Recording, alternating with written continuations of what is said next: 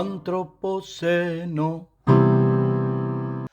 Un nuevo encuentro, una nueva semana, Antropoceno en su cuarta temporada. Hoy es el quinto evento, el quinto jueves.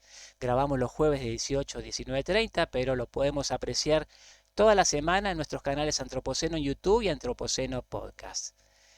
Bajo el título La anarquía coronada, Milei y el método de un nuevo poder, recibimos hoy a Pablo Toussaint. Pablo es licenciado en Ciencias Políticas de la UBA, cursó la maestría de Estudios Internacionales en la Universidad Torcuato Di Tella, director de la consultora Escenarios, junto con otro miembro que está aquí, es editor y fundador de la revista Panamá y coautor, acá tengo dos libros, uno del año 2019, La grita desnuda, y otro año 21, ¿qué hacemos con Menem? Para hablar entonces de política, de actualidad, con su mirada aguda, ágil, inteligente, le damos la bienvenida a Pablo Toussaint. Pablo, buenas tardes. Gracias, Javier. Gracias por bancar que pueda articular poner este PowerPoint. Y bueno, gracias por invitarme. Con Fede siempre disfrutamos mucho del chat antropoceno y los debates álgidos que hay ahí. Así que un honor. Y bueno, paso a presentar. Le pusimos La anarquía coronada, es el título de un libro sobre Deleuze, en verdad, que tenía casi muchos años de la década del 90. Pero me parecía bien el carácter contradictorio de oxímoron que tiene ese concepto, que es que por un lado la anarquía y por otro lado la corona, ¿no? Cómo se puede conciliar esas dos dimensiones que parecen antagónicas en una misma persona o en un mismo poder, en un mismo concepto, ¿no? Que es un poco lo que vamos a ver que es tal vez la parte más paradojal y más difícil de entender del fenómeno nuevo del gobierno de Milei. Eh, a mí me gustaría empezar primero con una propuesta que es ir hacia las fuerzas profundas que llevan a este gobierno. Me parece interesante eso, ¿no? De una perspectiva solamente historiográfica, ya todos los que estamos acá, gente informada, hemos leído y analizado mucho lo que fue la composición electoral de Milei, cómo llegó hasta acá, lo que fue el torbellino del año 23. Pero sí me parece interesante por lo que eso tiene que ver con el presente, no solamente por una cuestión de lo que fue el pasado, ¿no? O sea, yo creo que si la conclusión es que uno puede sacar del presente y del futuro se basa un poco en por qué estamos acá, ¿no? Si uno piensa que esto fue, por ejemplo, solamente una especie de accidente de la casta y que después el viejo orden puede retornar a lo normal, bueno, es porque piensa que tal vez los efectos digamos, las causas que trajeron a Milei de poder son más superficiales, ¿no? En cambio, si uno piensa que lo que trajo a Milei de poder en todo caso tiene que ver con causas bastante más profundas y enraizadas en los últimos 20 años, entonces va a sacar conclusiones distintas sobre el futuro, que es lo que nos importa más acá. Por eso, cuando calificamos con fe de fuerzas profundas, hablábamos de un par de situaciones, ¿no? Una, que no son dos, son tres en realidad, pero son tres fuerzas profundas que reconfiguran el sistema político. Uno es el fin del peronismo como partido del orden, sobre todo con la experiencia del último gobierno del Frente de Todos. El partido del orden entendido en este caso como el partido que puede dar una solución mala o buena, negativa o positiva, pero a la crisis, ¿no? Que nace para resolver la crisis y que es, consideramos un poco el formato del peronismo del 89 para acá. Y la otra es el ocaso del liderazgo de Cristina de Kirchner, que es concomitante con este fenómeno, ¿no? El segundo, que ustedes conocerán como todo, mucho más en profundidad, que es la segunda década perdida de la economía en estos 40 años de democracia, un fenómeno, digamos, en eso sí, más inédito argentino, que es, digamos, todo el grueso de lo que no pasó en la economía en el sentido positivo en los últimos 40 años de la democracia, y que ponen en crisis precisamente el mismo concepto de democracia, y después la cuarentena y lo que llamamos la guerra contra el Estado, ¿no? Bueno, en relación a supernova le pusimos porque es la explosión que sigue el colapso de una estrella, ¿no?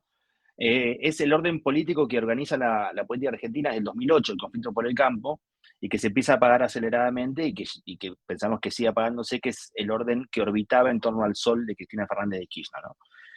Como un sistema solar que estaba ordenado, rotando alrededor de un eje que ya no existe más, ¿no? La pregunta ahora que le podemos hacer juntos es, ¿rota alrededor de Milei hoy o no rota alrededor de nada, ¿no? Eso es una pregunta que tener, pero en todo caso lo que sabemos es que este ordenamiento que construyó Cambiemos, que construyó juntos después el partido del balotaje que le llamaban Zuleta, hoy no existe más. Ahora, ¿qué ocurre cuando la estrella central que organiza una galaxia se apaga? ¿No? No solamente que los planetas pierden el eje de rotación, sino qué es lo que pasa después, que es lo que vamos a ver un poco ahora.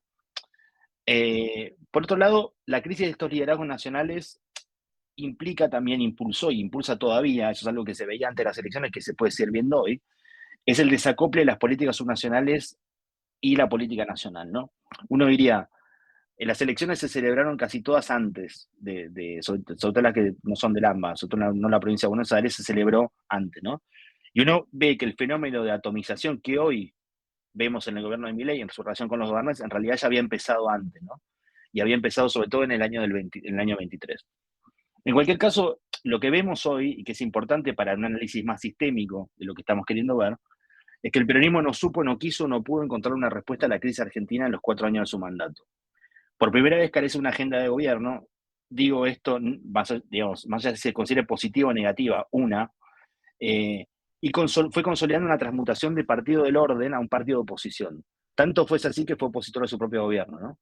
Pareciera ser que el lugar más cómodo que le queda al peronismo hoy es la oposición, cuando eso va un poco contra su naturaleza intrínseca, por lo menos del 83 para acá, ¿no? O del 89 para acá. Eso es como toda una novedad que se cristaliza en esta época y que es, insisto, más profunda.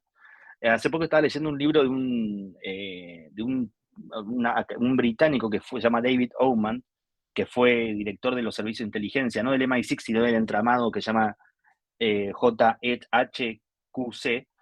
Escribió un libro que se llama 10 Lessons in Intelligence, 10 lecciones en inteligencia, que tiene un concepto que se llama Strategic Notice, que es muy interesante, que es, usando la metáfora de la crisis del 2008 financiera, ¿no? Uno diría, ¿es sorpresivo?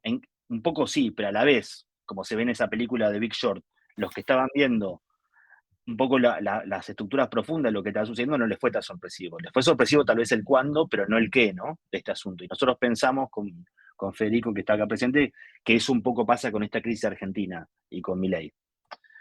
Después tenemos algo que voy a pasar rápido porque ya lo sabemos todos, que es la década perdida de la grieta en términos económicos, ¿no? De hace 12 años la Argentina no crece en términos reales, experimentó 6 recesiones, termina el gobierno del Frente Todos con la inflación más alta de 1991. Se produce una reversión, acá no lo dice, pero la pobreza finalmente terminó teniendo los alcances del año 2000, 2001, con lo cual uno diría 20 años tirados por la ventana, ¿no? Que hay que atravesar los salarios reales, y también, esto es importante para ver el futuro, no una crisis de empleo, sino una crisis de productividad de ingresos, ¿no? Por lo menos hasta ahora, digo, porque esto puede eventualmente empezar a mutar.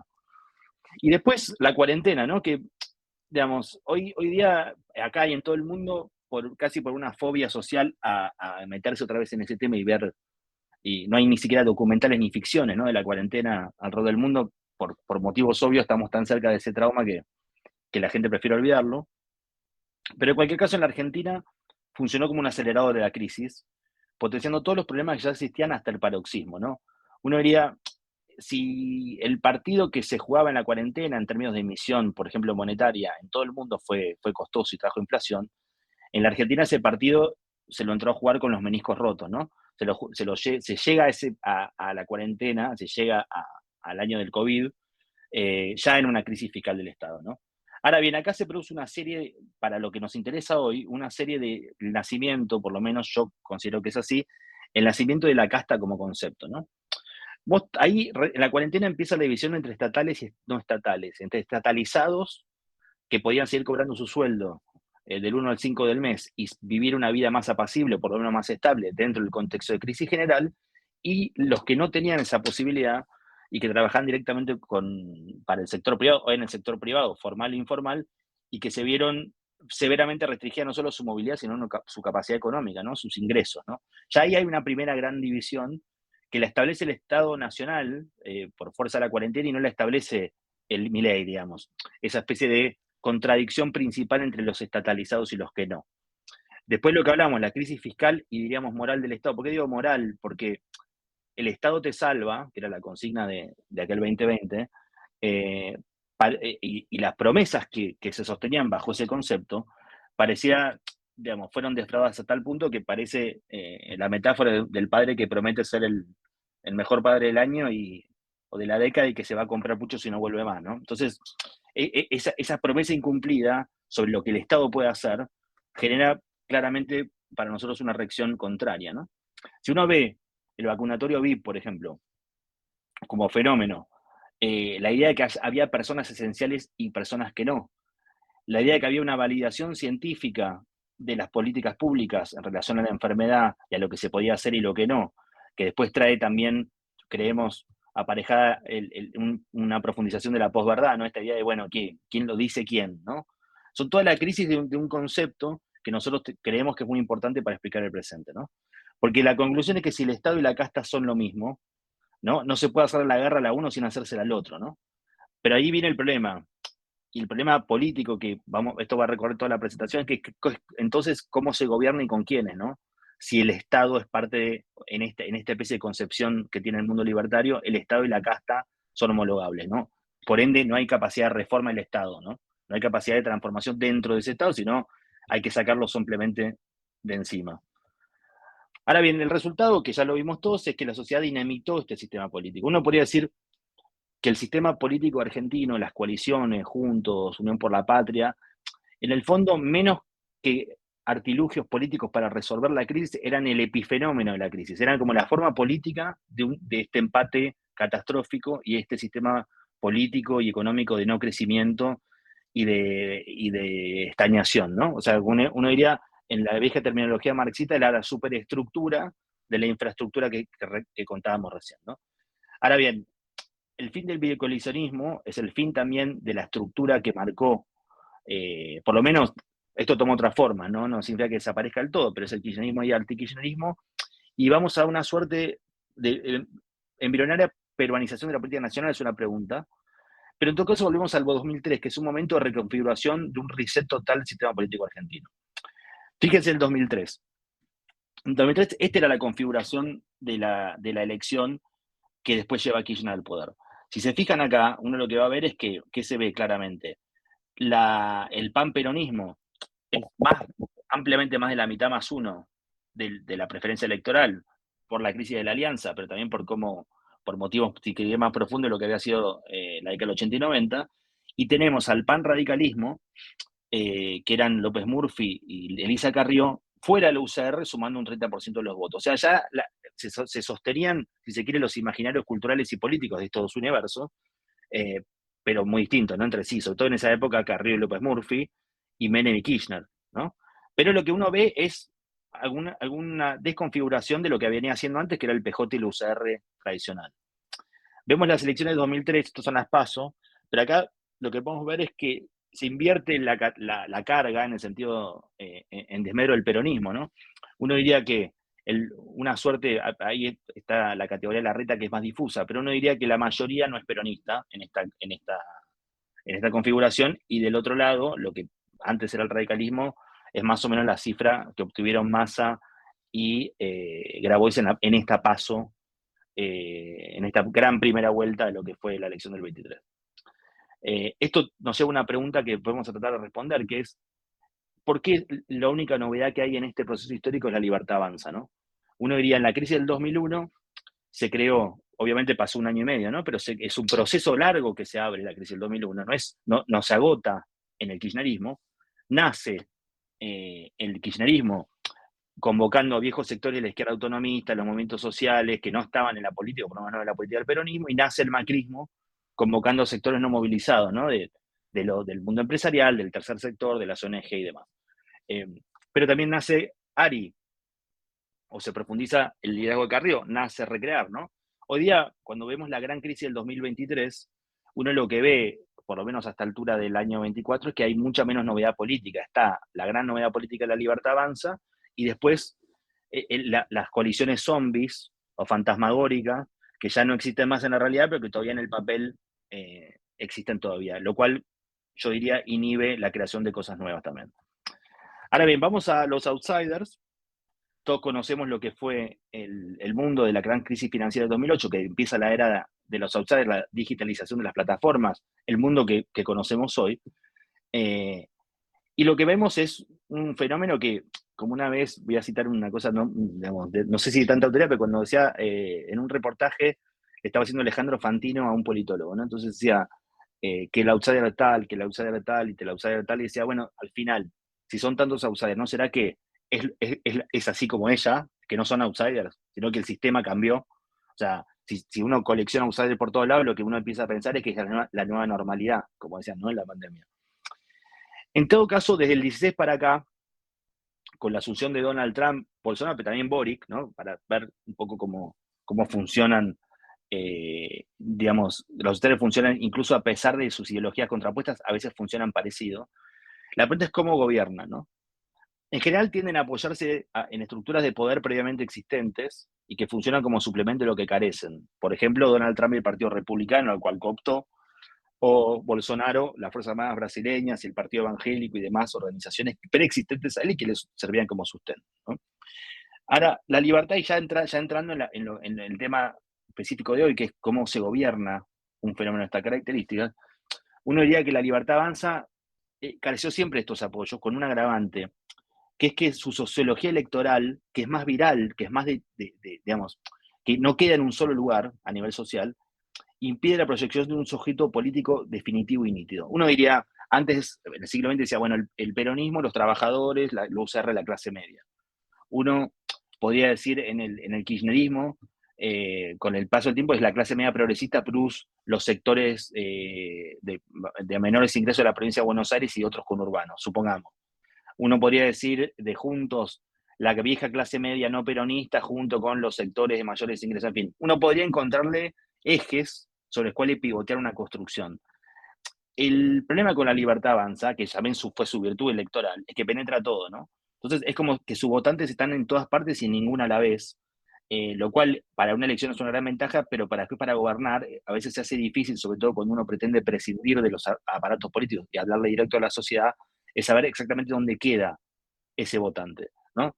Lo vemos, acá esto es un gráfico, ahora después cuando pueda dejar de ver esto lo hizo Belvis, Juan y Belvis, vamos a ver que no son ricos los votantes de la Libertad Avanza, como lo vemos en ese gráfico ahí, tampoco son exclusivamente jóvenes, aunque podría uno decir hay más jóvenes, pero no son exclusivamente jóvenes, y tampoco son todos ex votantes de Juntos, ¿no?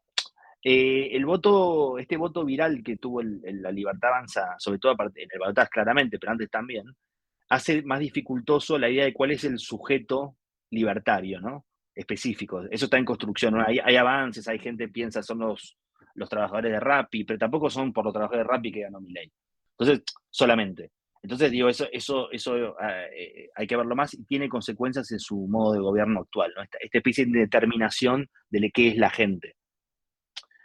Y ahora, yendo más a las hipótesis de gobernabilidad, la idea es detenernos acá un poquito más y abrir después a que charlemos todo con preguntas al respecto de esto, porque son hipótesis y es lo que está sucediendo ahora, con lo cual en este verano tormentoso del 24 ha pasado de todo, entonces estamos viendo history on the making, como dicen en inglés, distintas ensayos que se hicieron de construir una gobernabilidad a este nuevo proceso político.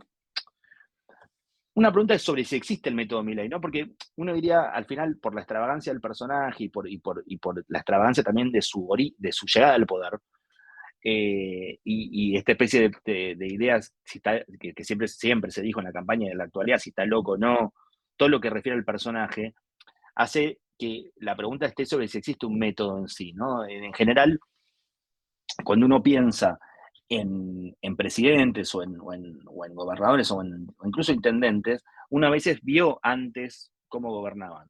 Entonces, incluso si es diferente el dual de presidente que el dual de gobernador, es diferente el Kirchner presidente que el Kirchner gobernador, uno le ve, como diría, la marca en el orillo, ¿no? Uno dice, bueno, esto va a ser más o menos de este estilo. Lo mismo Macri convoca y gobernó la ciudad, hay personajes más o menos establecidos, uno conoce el elenco gobernante, uno sabe las mañas de los personajes que están, y se puede hacer una especie de inferencia a futuro, ¿no? Si fue así para atrás, es probable que sea así para adelante. En este caso, tanto Milei como todos nosotros estamos aprendiendo a la vez cómo funciona él en el poder, ¿no? La presidencia Milei. Entonces, eso ya de por sí es una cosa que es muy novedosa y que hace que todas las hipótesis sean conversables, ¿no? Eh, Uno diría que desde diciembre hasta acá hubo varios métodos que se fueron sucediendo. Esto, obviamente, como todo método analítico, implica hacer más como tipos ideales o más abstracto, cosas que son mucho más confusas, ¿no? Que en el fondo avanzan en un sinfín y que se complementan y que a veces hay un poco de otro y un poco de aquello, que es lo que estamos viendo yo creo hoy, ¿no? Pero uno diría que en los primeros días de diciembre Milei se inclinó por un método de pick and choose, ¿no? De cuadros técnicos y referentes políticos, como una suerte de tenedor libre de la casta, ¿no? Que en el fondo parecía querer armar su coalición sobre las ruinas de las anteriores, sin respetar los límites naturales de la división entre peronistas y no peronistas. Pongo naturales entre comillas, porque el aspecto más interesante de esta época es que parecía que Milei, a sabiendas de que interpretaba que él venía no solo a dinamitar un viejo sistema, sino a crear uno nuevo, decía, no, no tengo por qué respetar los parámetros de la vieja grieta, ¿no?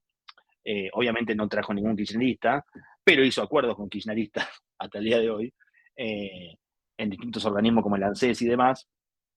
Y lo que pasaba en ese momento, el acuerdo con que lleva Giordano el ANSES, la idea, ¿hay un acuerdo con Macri, hay un acuerdo con los cordobeses, o hay un acuerdo con el PRO y Macri, o hay un acuerdo con Patricia Bullrich y Petri, ¿no? O sea, esta idea de que Milei procedía sobre las ruinas del sistema, de las coaliciones, llevándose lo que más parecía que le servía, ¿no? Como armando un nuevo paquete, ¿no?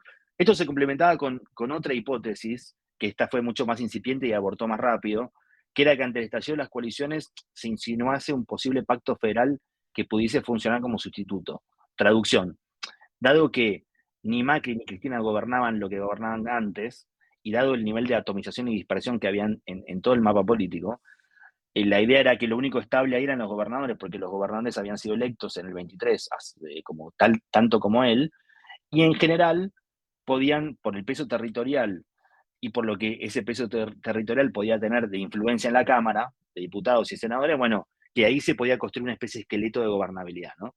Eh, Esto claramente entró en crisis en el verano rápidamente. O sea, fue una idea que estuvo ahí y bueno, ahora con el Pacto de Mayo tal vez se quiere un poco recrear, pero en principio entró en crisis con el marco del lanzamiento del DNU y la negociación, y sobre todo la negociación por la ley Omnibus, ¿no? Que abortaron esta hipótesis, y ahí nace, en el medio del verano y ya llegando a marzo, la idea, que es la misma idea que aparece ante cada crisis de gobernabilidad de Milei, que es la hipótesis de un acuerdo entre Mauricio Macri y el presidente que asegurase la incorporación de una buena franja del PRO al gabinete y la oficialización de una nueva alianza, ¿no? Eh, y aun cuando sigue en el horizonte posible, y yo creo que lo seguirá estando todo lo que dure el gobierno de Milei, porque la física de la política indica que una parte del PRO y una parte de la Libertad Avanza están como condenados a entenderse, pero todavía hoy no se conformó, ¿no?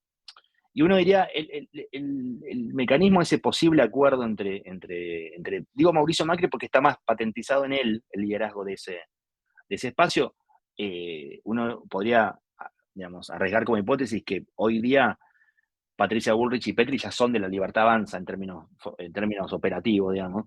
Es como si fuese un cambio de partido más. Entonces, me parece que el que sigue ahí estando como un broker es Mauricio Macri. Uno diría que le podría ofrecer al gobierno de Milei no solamente una cuestión parlamentaria, sino sobre todo una cuestión también de gestión, que es una idea un poco ausente, un concepto un poco ausente en la gobernabilidad de Milei, ¿no? Ahora, ¿qué hizo Milei en este periodo? Que uno puede decir, a pesar de todos estos cambios o todas estas hipótesis de armado político, lo que sí hizo, y yo creo que es un acierto de Milei, es que entendió el vacío de poder que implicaba Alberto Fernández, ¿no? Alberto Fernández, uno podría decir como metáfora que es más que Milei rompió la casta, es que la casta abdicó de gobernar, ¿no? Y que eso se ve mucho en Alberto Fernández. Como que más allá de ocupar físicamente el trono, no hubiese ejercido el poder para el que fue convocado, y con él, no solamente Alberto Fernández, sino buena parte de la casta política argentina o la élite política argentina que decidía no pagar, que no podía pagar ningún costo y por ende no hacer ninguna reforma, ¿no? Como que cuando Milei llega al poder, finalmente llega como una casa vacía. No es que tampoco había un poder fuerte ahí. Entonces, tal y como que de una manera muy distinta, pero análoga en la voluntad, como Kirchner en el 2003, se ocupa sistemáticamente Milei de consolidar y solidificar su imagen decisionista, ¿no? ¿Cuál sería? Es, el presidente soy yo y hoy hay poder en la Casa Rosada. Y esto lo vamos a ver después, pero incluso con todas las internas que fueron en el mundo libertario, es lo único que no está en cuestión hoy, ¿no? Eh, entonces, esa idea es la que sí sigue hasta el día de hoy, y yo creo que es la que le inhibió hacer un acuerdo muy temprano con el mismo Macri, porque, digamos, un acuerdo hecho eh, desde la debilidad o desde la idea que todas las debilidades institucionales y de cuadros que tiene Milei, y a lo mejor lo podía llegar a consolidar como una marioneta de Macri, y eso, visto y considerando las fuerzas profundas, lo que implicaba la ausencia de gobernabilidad, la ausencia de gobierno en Argentina hace muchos años, y bueno, es un tema central, ¿no? Se cuidó de eso y en cuidar su clivaje central, que es contra la casta, en un diálogo que hizo directo con la sociedad, mediatizado por las redes sociales, digo, porque casi no hubo actos de Milei, en el sentido del, digamos, después de que ganó, sobre todo es a través de las redes sociales, donde se comunica directamente con la gente y de prensa que le es más o menos afín, ¿no? Ahora bien, ¿dónde podría encontrar? Que esta es una pregunta que nosotros la teníamos desde siempre, ¿no? Del año pasado, no solamente nosotros, sino todo el mundo, ¿no? Pero ¿dónde puede encontrar Milei la estructura de poder territorial, de cuadros técnicos y alianzas en el poder económico de la que carece? Y es una pregunta que sigue abierta, ¿no? La libertad avanza, sigue hasta la actualidad careciendo de una estructura propia.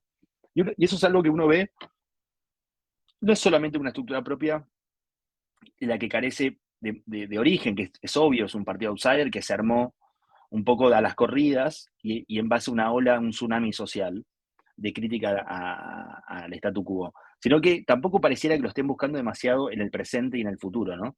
Eso ahora está justo en discusión eso, eh, pero en todo caso hay algo ideológico interesante en esto y que lleva mucha reflexión, que no es que no se hizo hasta ahora por falta de tiempo, sino que a lo mejor no se quiere hacer, ¿no? O sea, y que puede ser, digamos, que puede ser un modelo. Yo creo que la crisis actual, acá y en muchos lugares de Occidente, habilita a muchas heterodoxias, digamos, no es para decirle cómo hay que hacerlo, pero en todo caso, digamos, tiene consecuencias, digámoslo así. Entonces, uno diría la anarquía capitalista, que es su definición anárquica, parece empezar por casos. Sus bloques parlamentarios se encuentran, vemos hoy en los debates que vemos todos en la prensa, con la presidencia del bloque de la Comisión de Juicio Político y demás. Los bloques parlamentarios se encuentran atomizados en bandos internos móviles influidos de contorno incierto que van mutando, pero que hoy podrían agruparse en dos espacios centrales, ¿no? Eh, una vez más, tipos ideales, ¿no? No digo que esto sea esculpido en piedra, pero en principio, en términos de ordenar también el análisis, sería los que apuestan a la construcción propia con eje en un futuro partido libertario nacional, que podrían ser Karina Milei o Lule Menem, y aquellos que les sostienen la necesidad de la articulación de una alianza de gobierno y electoral el año que viene con un sector de PRO y de las fuerzas federales, le digo alianzas provinciales, ¿no? Que podrían ser Victoria Villarroel y Ramiro Marra. Eh, Ahora bien, y volviendo a lo que le decía antes del decisionismo, y también en términos ya más políticos, ¿no? Más políticos electorales. Milei tuvo y tiene una ventaja decisiva sobre las coaliciones muertas. Nadie cuestiona su liderazgo y su centralidad. Finalmente, el papa del panliberalismo es él, ¿no? No es Macri. Y eso es un aspecto importante donde él todavía hoy puede situarse en una negociación con el resto del PRO de una posición de mucha más fuerza que la que por ahí tenía en diciembre.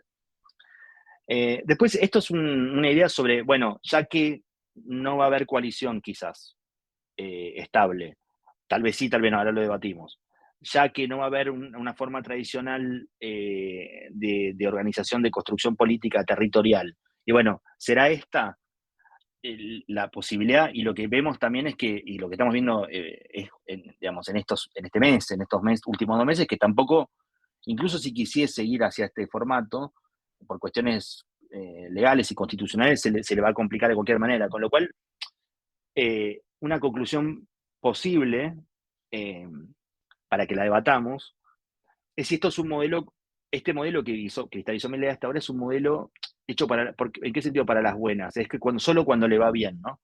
El problema es cuando no le vaya tan bien, como a cualquier gobierno le sucede, y más uno con la agenda tan problemática que tiene Milei para adelante, ¿no?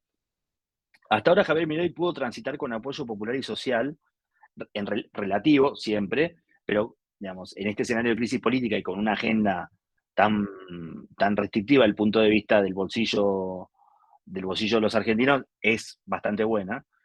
Y logró generar y explotar para sí un clima de época favorable para las reformas estructurales, ¿no? Uno diría, la base está en términos de lo que Macri se quejaba de no haber tenido, que es esta especie de consenso social y cultural de que había que hacer reformas profundas, ¿no? Eso él lo tiene hoy. Ahora bien, no construyó un mecanismo político institucional que le permita vehiculizar ese apoyo, ¿no? Y ese clima en la concreción de leyes y reformas más sólidas. La judicialización del DNU, la caída de la ley ómnibus y las carencias generales de gestión en múltiples áreas del Estado hablan de esa debilidad. Y esto para mí es importante, es una tarea que le corresponde a él, no a la sociedad. La sociedad le puede dar un endorsement, le puede dar un apoyo diciendo, bueno, nosotros creemos que en este país la casta está mal, que lo que hay que hacer es reformas profundas y que esas reformas van más en el sentido del mercado. Ok, perfecto, pero no le va a decir cómo tiene que negociar con los gobernadores de la zona centro patagónico, ni le va a decir cómo tiene que hacer que el Senado le apruebe las leyes o que la Corte Suprema no se las vete. Eso es una especie de tarea regaliana, en el sentido que es una tarea del soberano, o sea, un poco gestionar eso, ¿no? Eh, todos los vacíos en el Estado, y esa es la paradoja también del modelo libertario, que todos los vacíos en el Estado y en el poder son ocupados por rémora del sistema anterior. Como que es la casta, volviendo por sus fueros, en todos los profundos espacios libres que deja esta especie de no territorialización del Estado. A veces da la sensación que el mundo libertario se supone con una misión y después irse, ¿no? Como quien no hace agricultura en ese Estado, tómese la metáfora, como quien no estaciona ahí, sino que, bueno, se ocupa de los temas que la agenda central que le interesa es básicamente la lucha contra la inflación y algo de la seguridad, y el resto queda como un poco más librado, ¿no? A veces con mejor suerte en algunos funcionan más idóneos, a veces no, ¿no? Entonces la paradoja libertaria es que cuanto más renuentes sean a construir su propio poder, probablemente más serán presos de una posible cooptación por afuera, como está pasando con el famoso debate sobre el juez Lijo y el caso de las vacantes de la Corte Suprema, ¿no? Como, digamos, el espacio, en la política el espacio que nos ocupa lo ocupa otro, y en este caso lo que podría suceder paradojalmente es que para no ceder a las convicciones se termine al final en un resultado un poco peor. Y después una especie de conclusión parcial todavía, que es, que es interesante. De hecho, hay un libro que editó Ana Hidalgo, de una editorial que se llama Interferencias, de Luis Diego Fernández, que él hace una especie de compilado de la filosofía libertaria y los teóricos y pensadores libertarios que Milei consume. No solamente Milei, pero les quiero decir, una especie de compilado interesante de ideas libertarias. Y hay un artículo que citamos con Fede Zapata en el último artículo, que se llama La muerte de la política, que se pregunta por el oxímoron teórico que implica un gobierno libertario, ¿no? Entonces, uno diría, el libertarianismo hoy es una teoría, una filosofía de la sociedad, del mercado y de la economía, de una filosofía societalista, pero todavía no del poder político, al que repudia casi en sí mismo, ¿no? Es cuando Milley habla del Estado como una organización criminal, no es lo mismo que cuando Margaret Thatcher o Reagan hablaban del Estado, que creían un Estado chico o un Estado mínimo, pero no consideraban que el hecho mismo de la estatalidad era, era comparable o equiparable o inferior éticamente a la mafia. Eso cristaliza toda una forma de pensar que tal vez tiene impacto en cosas mucho más prosaicas como las que describíamos recién, ¿no? En todo caso, el desafío de mi ley es encontrar en la praxis concreta, dificilísima, de un Estado colapsado como el argentino, que heredó, una respuesta a ese dilema, ¿no? O sea, la pregunta sería, ¿puede mi ley construir o quiere construir un nuevo orden? ¿O solo es la expresión del caos creativo que fue necesario para destruir el sistema anterior, ¿no? O sea, ¿qué es en términos de político ya, de gobernabilidad, de Estado, mi ley? Ya no como fenómeno social, electoral, cultural, sino como fenómeno de gobierno. Bueno, hasta ahí, ahora sí saco el PowerPoint y para abrirle a las preguntas o lo que queramos charlar. Muy bien.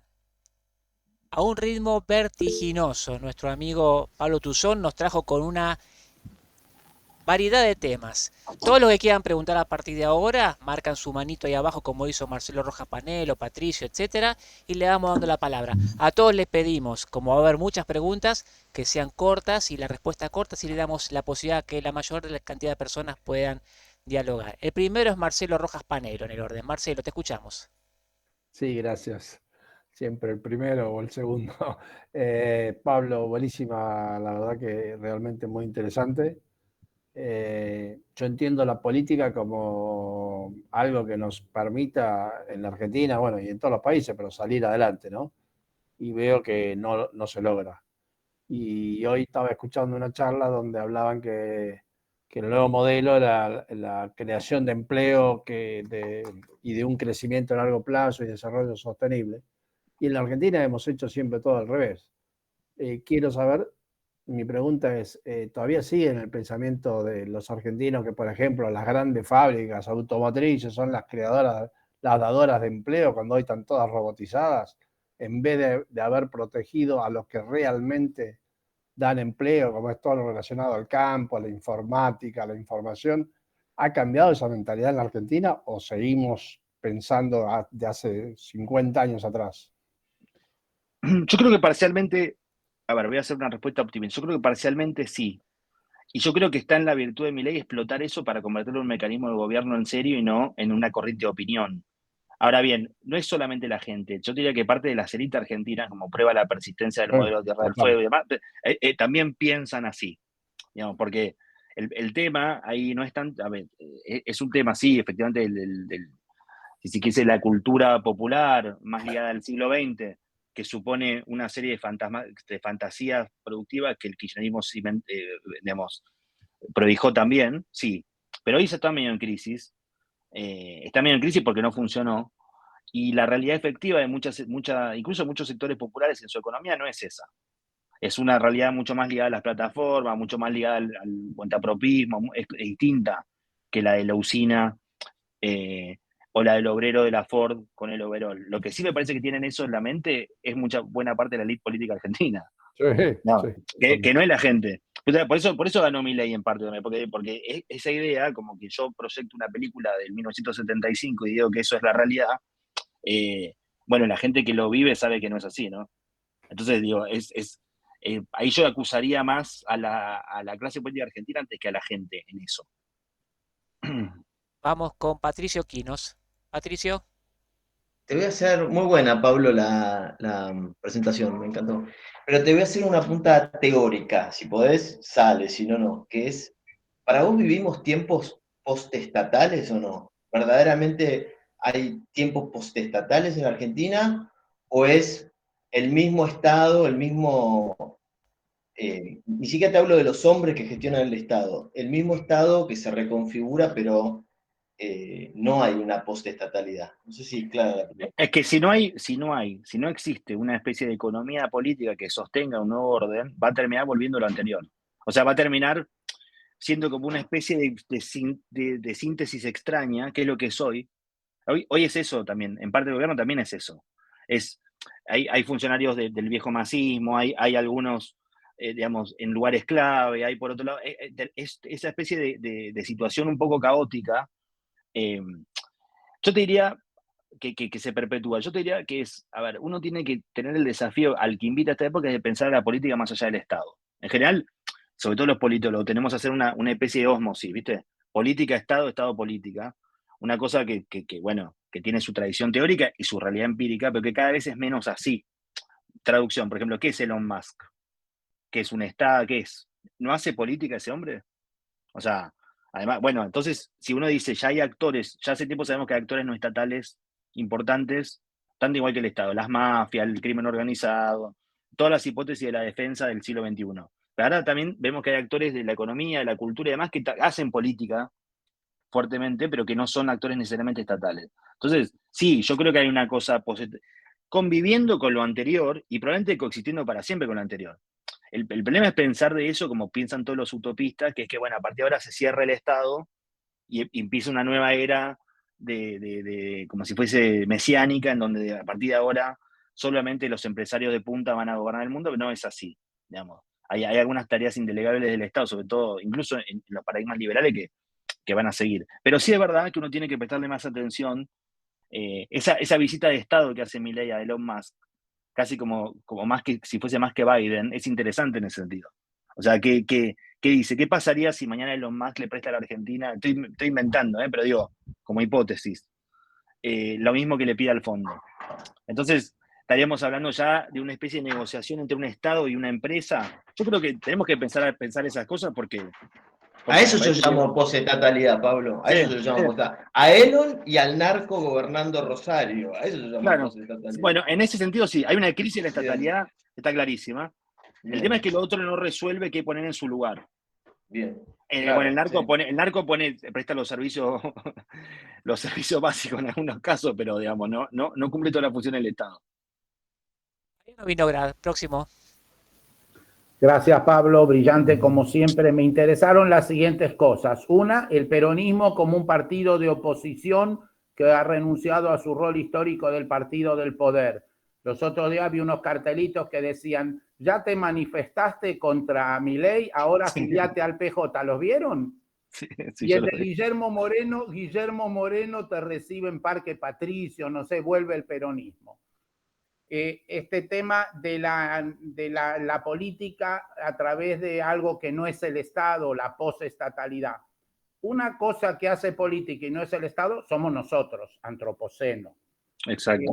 Una cosa que hace política y no es el Estado es cuando Roberto Bizán dice la bioeconomía se construye de abajo hacia arriba y no de arriba hacia abajo, y la verdad que no entiendo muy bien lo que hacen Vilella y Viñón en el ministerio en Paseo Colón, porque desde ahí no se maneja ninguna palanca.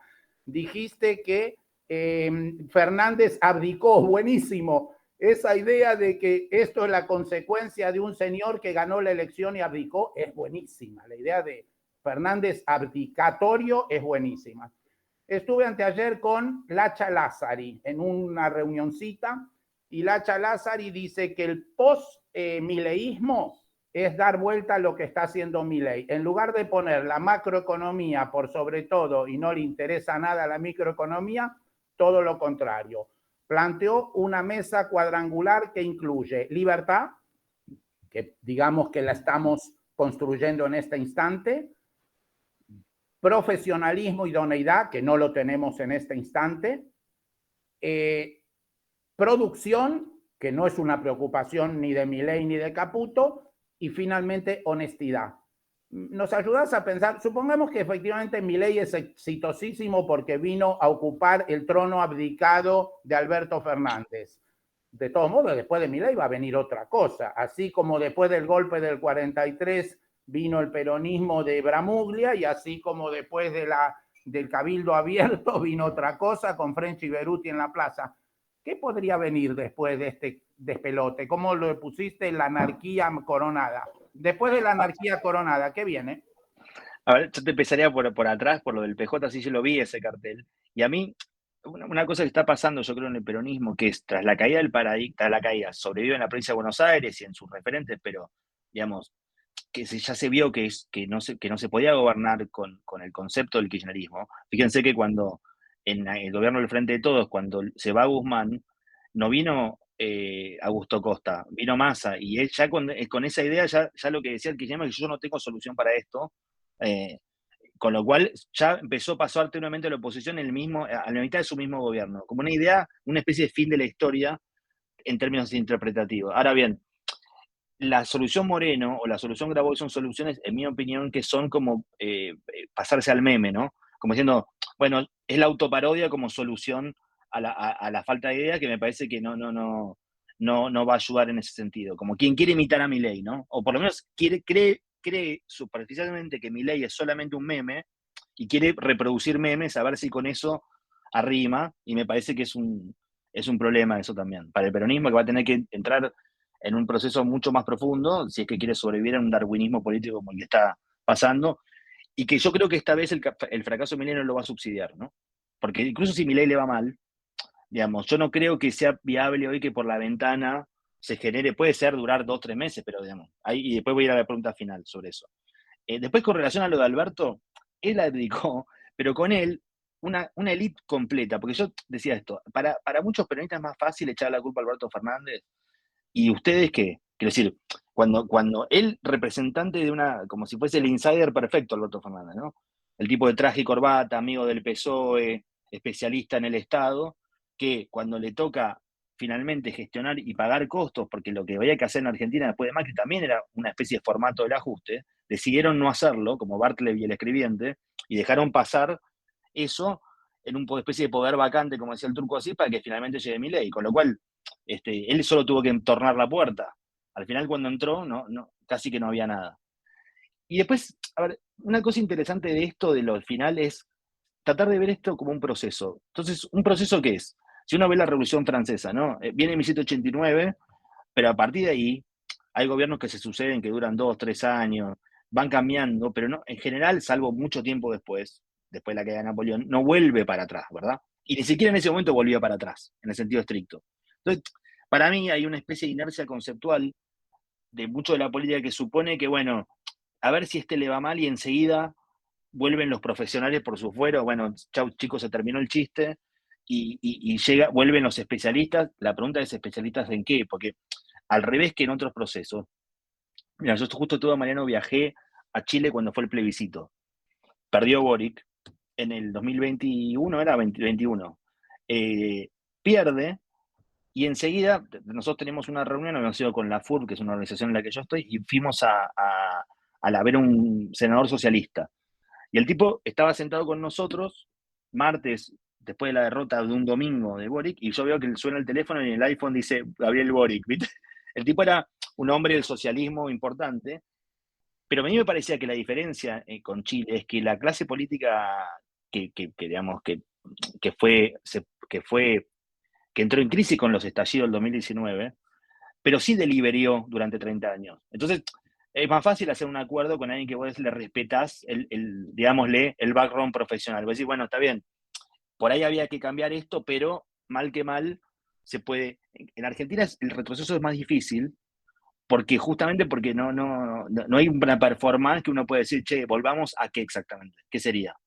Digamos, el intento de volver a los años 2000, que fue la última década propia de la Argentina, lo hizo el Frente de Todos y así salió. Con lo cual, uno no sabe a qué época habría que. Fíjense que Milei habla ya de antes de 1930. O sea, entonces, ¿a qué restauración de qué? Entonces, para mí la opción más interesante es pensar, desbordar incluso a Milei el proceso y plantear, bueno, esto es una ruptura.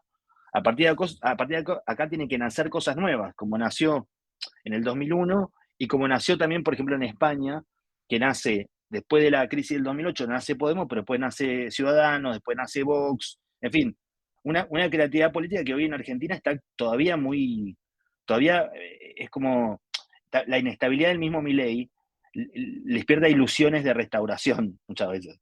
Entonces, la idea de que por ahí esto es medio volátil y a lo mejor se pueden evitar el lento pero creativo proceso de inventar cosas nuevas, ¿viste?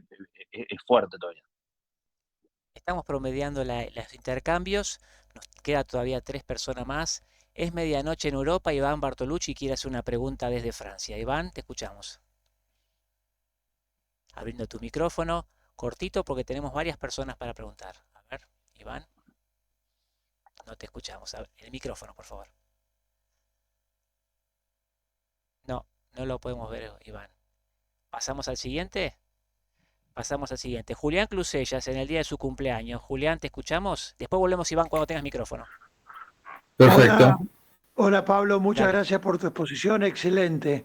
Yo quería preguntarte si vos crees que es posible que la justicia dirima a la micro como está delegando el poder hoy en día aparentemente.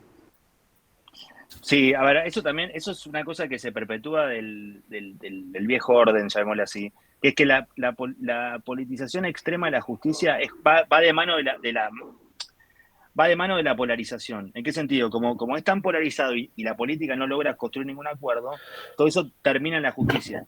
Y la paradoja le pasaba mucho al kirchnerismo. El kirchnerismo vivía criticando la justicia, pero al final lo denunciaban, todo hasta la deuda externa de Macri terminaba en la Corte Suprema, con lo cual le daba más poder al poder que quería bajar.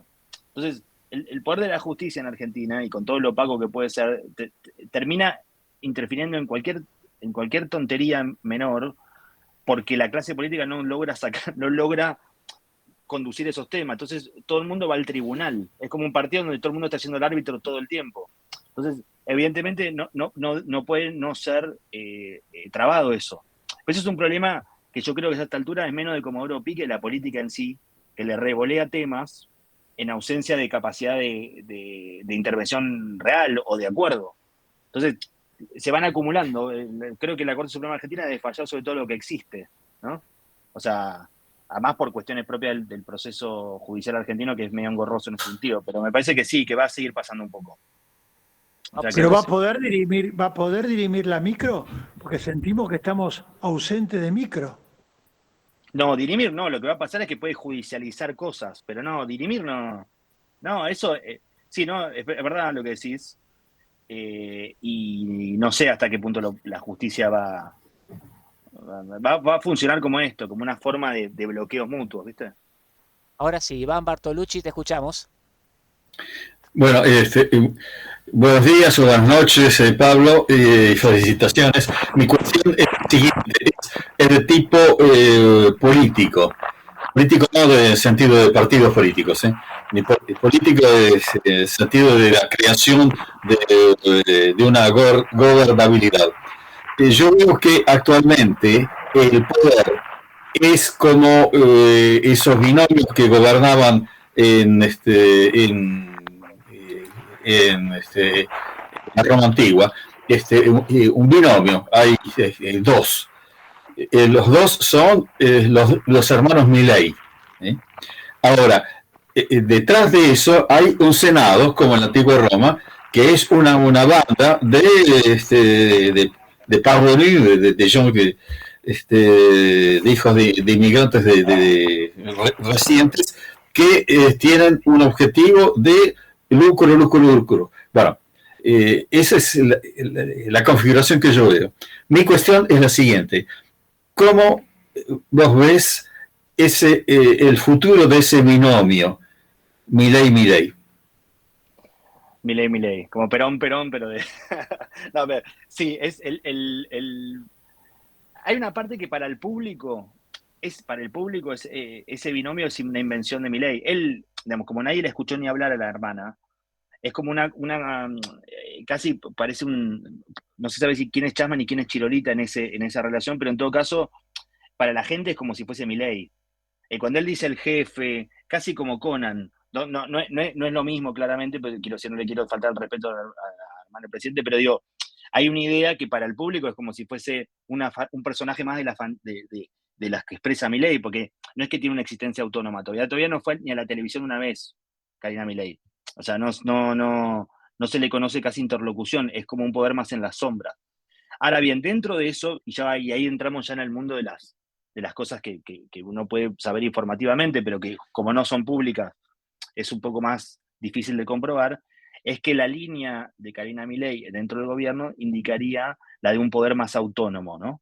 Es un poder de veto sobre muchos funcionarios gubernamentales que se apilan un poco para hacer la traducción, la interfaz entre Milei y sus funcionarios, muchas veces es Karina Milei, y produce como en la cúpula del poder como la sensación de que hay como un árbitro, ¿no? Como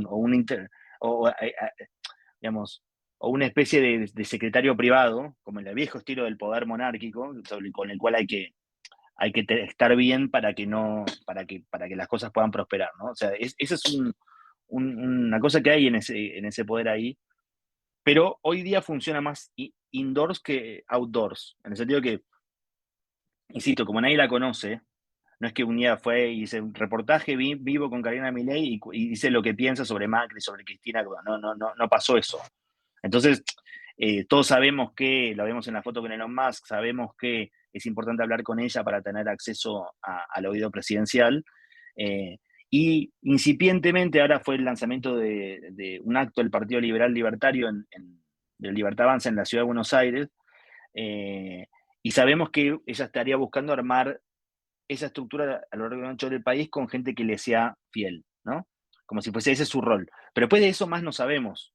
No más que es como algo que todavía es una especie de planta de invernadero, ¿no? Todavía no se conoce bien cómo funciona eso para afuera. Mario Lanari, ¿estás por ahí?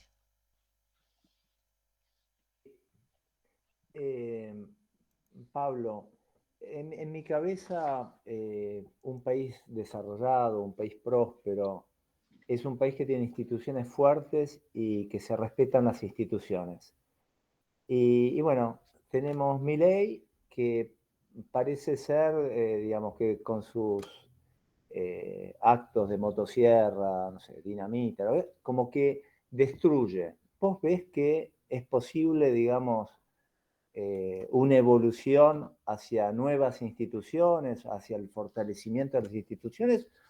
¿O estoy equivocado y aparecen países prósperos que tienen instituciones débiles? No, bueno, porque no, a ver, primero me parece que Milei en el sentido no es muy, conceptualmente no es muy republicano, o sea, no parece ser un tema casi te diría de interés, ese, como si fuese la creación o coso de nuevas instituciones. Instituciones que van desde la institución, puede ser una ley, hasta un edificio con nuevas, digamos, no tiene que ser necesariamente estipendio público, que es como la idea, la traducción de instituciones que hay en la Argentina, sino como si fuese, no es gasto nomás, sino como, digo, todo lo que refiere a la creación institucional, que a veces puede ser inmaterial, puede ser una ley, puede ser un concepto, demás. Yo creo que ahí hay un déficit fuerte, que es lo que más pone en tensión a los que votaron y a los que participan del gobierno, que vienen tal vez más de tradiciones republicanas más ligadas a Juntos, que es que parece haber un desinterés bastante importante por eso, ¿no? La parte más, entre comillas, más populista de Milei va hacia ese lugar, donde una especie de desinterés flagrante sobre el funcionamiento institucional como mecanismo de desarrollo, ¿no? Entonces, ahí es donde se pone en tensión, la parte ya no es tensión mercado-estado, es tensión mercado-funcionamiento republicano, digamos, porque no, pareciera ser que es todo prescindible en eso. Es buena la pregunta, porque, digamos, es un poco el alberdismo de Milei es paradojal en ese sentido, digo, porque es el alberdismo más de las fuerzas productivas, llamémosle así, pero es menos el alberdismo de la Constitución, digamos. Es como, hay una especie de retorno a los valores liberales de Argentina del siglo XIX, pero sin la parte institucional. O en todo caso, ocupa en el ideario oficialista una molécula de lo que ocupa otras cosas. Que eso, obviamente, la Argentina, ya de por sí el ethos argentino es medio así en los últimos años, con lo cual no hace sistema con algunas cosas que ya estaban mal de la Argentina, en esa especie de, bueno, veamos, fijémonos que si es un poco indistinto cómo y de qué manera salen las leyes, es también un poco distinto la idea de la perenidad de eso que se vota y que sale. Hoy día, una de las cosas que dicen, le reclama el Fondo Monetario a Milei es, ¿cómo me garantizo que esto se sostiene en el tiempo más allá de tu propia presidencia, ni siquiera más allá de tu propio primavera de popularidad? En el sentido, todo lo que se hace por la vía y obra del Poder Ejecutivo mañana puede ser cambiado por la vía y obra de otro Poder Ejecutivo. Es el gran dilema del Estado militante argentino, como decía Cristina, es que después milita para otro. O sea, cuando no hay contrapeso de ningún tipo, el que llega piensa por un año es Nerón, y después, después cuando empieza a perder el poder, todo eso se licúa rápidamente y las reformas que quiso hacer encapsuladas. Es importante porque incluso si uno lo ve con otros procesos de reforma históricos en Argentina desde la década del 80 con Alfonsín, más a nivel de lo que había pasado en la dictadura, pero después incluso con Menem, con todas las opacidades de eso, había una idea de que eso tenía que ir profundo. Digamos, incluso la idea de la corte adicta de Menem tenía la idea de que, bueno, alguien tenía que rubricar los nuevos contratos, pero en todo caso se implicaba una especie de punto de atención fuerte sobre eso, que hoy, y yo creo que en ese desinterés se puede meter mucho de lo peor, ¿no? Que pretende especular con ese desinterés barra esa falta de tecné para meterle por el costado o por la ventana lo peor del viejo régimen, llamémoslo así, ¿no? Esa es un poco la paradoja que tiene a nivel republicano también Milei. Queda poquito tiempo. Le quiero dar la palabra a Flavia Baljusti, después a Juan Carlos Venecia y por último a Mataruco. Flavia, te escuchamos. Bueno, gracias Pablo por la explicación. Te quería hacer una pregunta.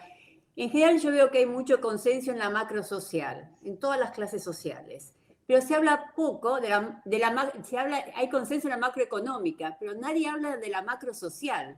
Y es como que la macro social pasa a ser una cuestión de los individuos, cómo se salva cada uno, pero no se ve un modelo o una matriz macro en lo social. Más veces se ve desarticulaciones del sistema, pero no. Y yo me pregunto, ¿cuánto se puede sostener una macroeconómica estabilizada si no se estabiliza la macrosocial? Y cuando hablo de macrosocial, hablo del narcotráfico, hablo de nutrición infantil, hablo de educación y hablo de integración también regional.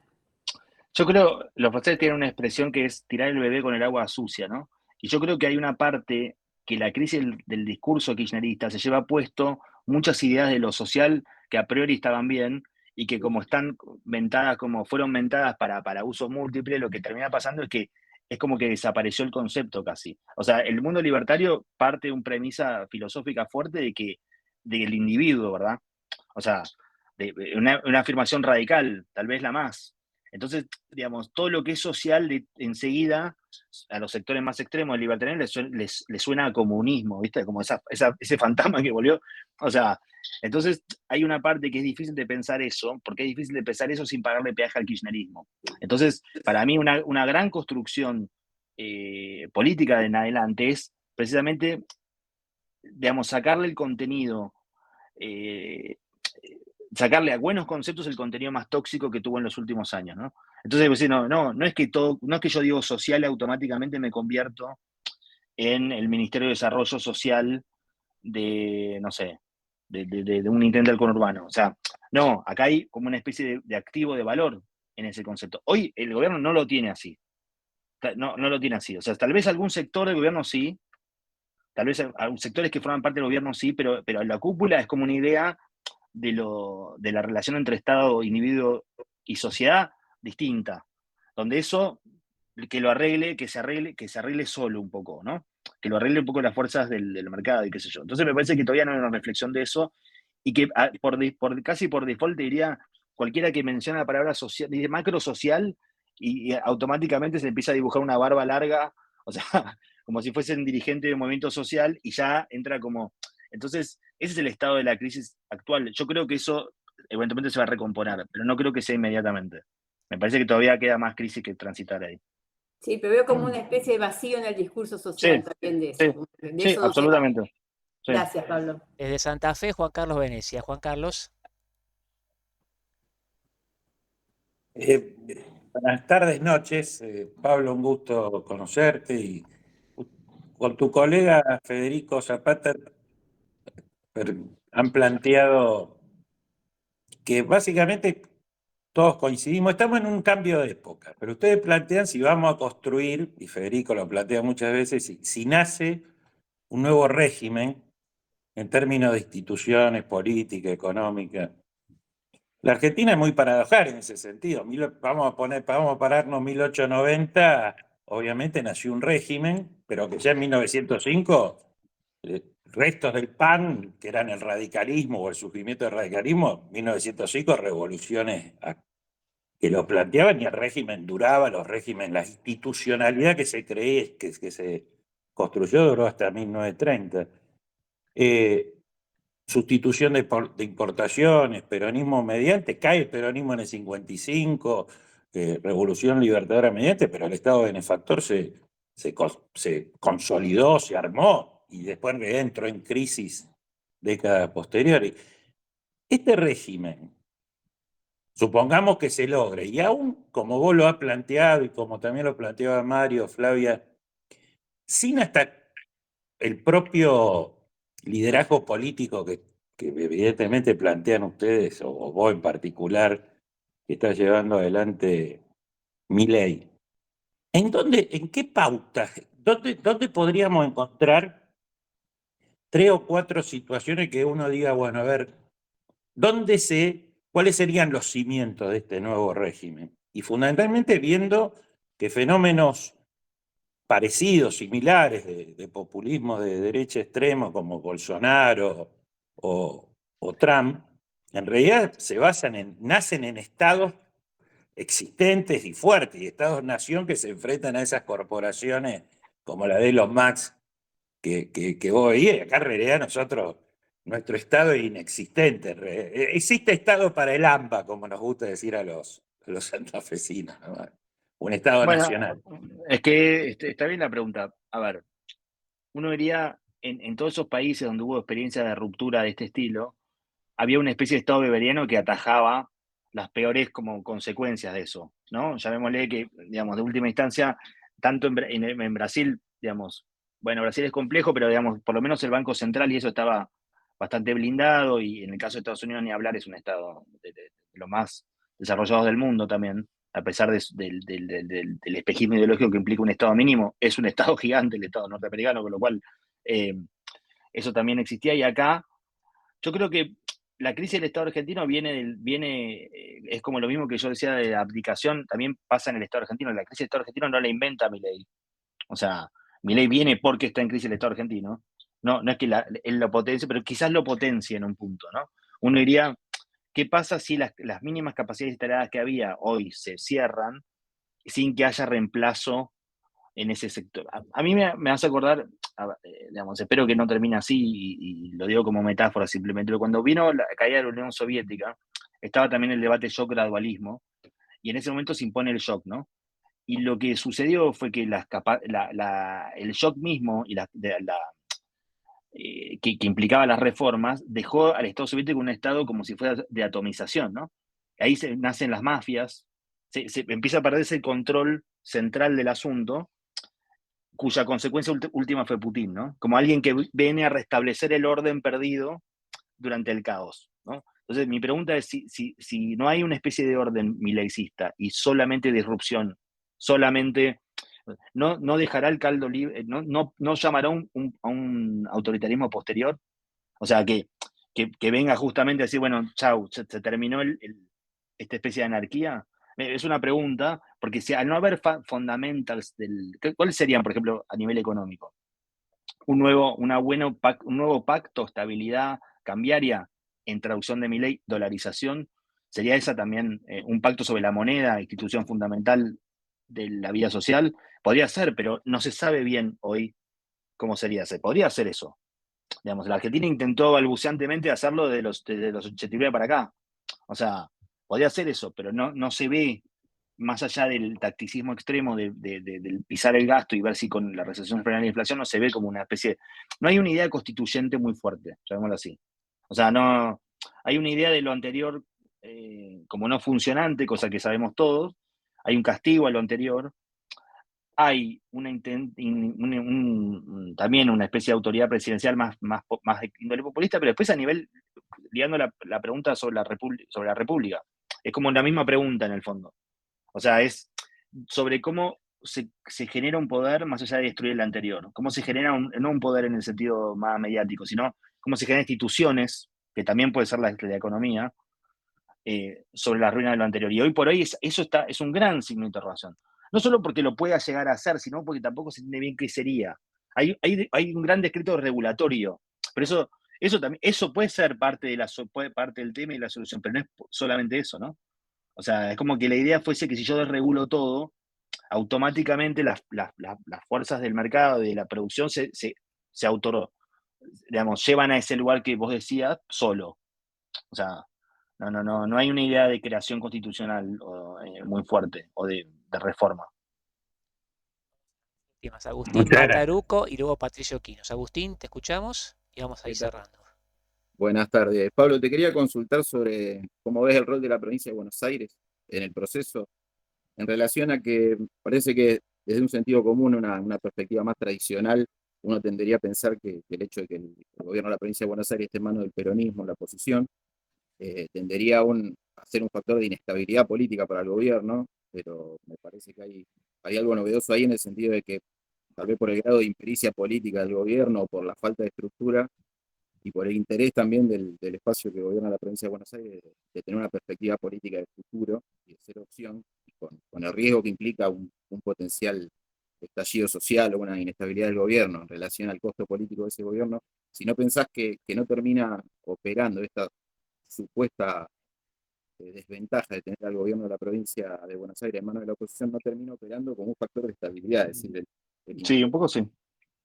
Sí, yo creo que sí.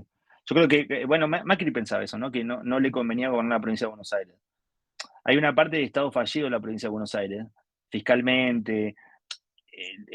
A ver, es raro lo que pasa con el Estado de la provincia, porque muchas veces el Estado de la provincia también es un Estado un poco fantasmagórico, en el sentido que la gente en la provincia tiende a acusar al intendente mucho más que al gobernador, ¿no? Eso le pasaba a Scioli, que era como una especie de rey de Italia de la provincia de Buenos Aires, donde no lo acusaban tanto a él, por cuestiones que eran del Estado bonaerense, sino como las representaciones intermedias, los intendentes, a la cosa más cercana, o al presidente, pero iba zafando de esa manera. Ahora, el Estado, hoy día la coalición del peronismo se refugia, del peronismo, la última versión del peronismo, no la de Córdoba, digamos, pero sí la versión kirchnerista, que fue la hegemónica, se refugia en la provincia de Buenos Aires, pero al mismo tiempo la provincia de Buenos Aires tiene tantas limitaciones fiscales, tantas limitaciones de todo tipo, para que uno no sabe si es un refugio o lo que vos sugerís que es un salvavidas de piedra, que es como meterse en la última fortaleza en la cual no vas a salir o se va a derrumbar sobre vos, ¿no? Tiene una problemática económica muy fuerte, y hoy con un Estado, con un Estado nacional que no subsidia más esa afiliación política. Veremos qué pasa, pero en principio, digamos, todas las experiencias gubernamentales del gobernador de Buenos Aires, Axel Kicillof, se dieron en el marco de tener el control de la emisión, tanto cuando fue ministro como cuando Alberto Fernández emitía por él, porque a pesar de tener una interna fuerte con el gobierno, eso nunca se cortó. Entonces, hoy vamos a ver una especie de situación nueva, que es cómo gobierna este paradigma económico en la cabeza del kirchnerismo, con restricción fiscal, con restricción monetaria. ¿Cómo es eso?